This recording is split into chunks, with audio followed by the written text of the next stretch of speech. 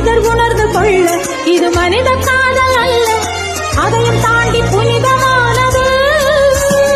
அபிராமியே தாலாட்டும் சாமியே நான் தானே தெரியுமா?